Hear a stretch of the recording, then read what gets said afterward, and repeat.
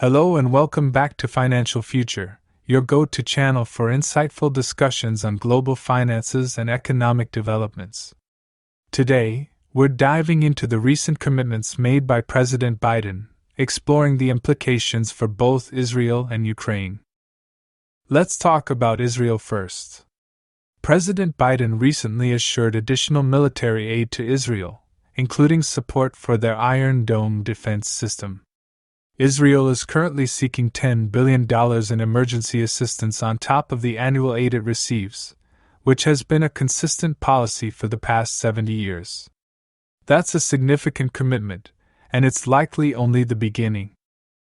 Meanwhile, Ukraine has also requested a substantial increase in funding, estimated to exceed $24 billion. However, due to ongoing deliberations in Congress, the actual amount remains uncertain. Notably, Treasury Secretary Janet Yellen has reassured the public that the United States does have sufficient funds to support these initiatives, emphasizing the importance of fulfilling commitments to these allied nations.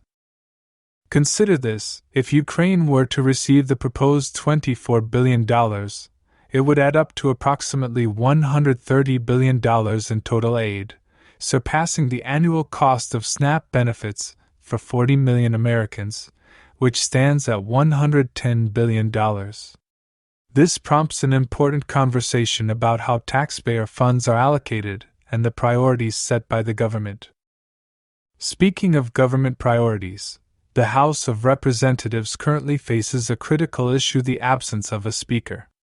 As of the latest update, it has been 15 days without a Speaker of the House, leading to a legislative standstill. Efforts to elect a new Speaker have faced hurdles, with multiple failed attempts to secure adequate votes for potential candidates. Congressman Jim Jordan of Ohio is currently leading the charge, albeit encountering significant challenges in gaining sufficient support. In the Senate, Majority Leader Chuck Schumer is expressing frustration over the delay in allocating funds, particularly for Israel. However, without a functioning House of Representatives, any significant legislative action remains on hold. Delving into the financial intricacies, the U.S. government's fiscal situation is concerning. With a projected $2 trillion overspend, the government's borrowing needs are escalating. Despite claims of having enough funds, the reality is quite stark. The Federal Reserve's role in this context is crucial. Contrary to popular belief, simply printing more money isn't a viable solution and could worsen the inflationary pressures already being experienced. In essence, while the U.S. government is assuring aid to its allies, the growing debt and mismanagement of funds raise pertinent questions about the nation's financial stability and its ability to address pressing domestic challenges. Stay tuned as we continue to analyze the evolving financial landscape and provide insights into the implications for our economic future. Remember to subscribe for regular updates, and thank you for joining us today.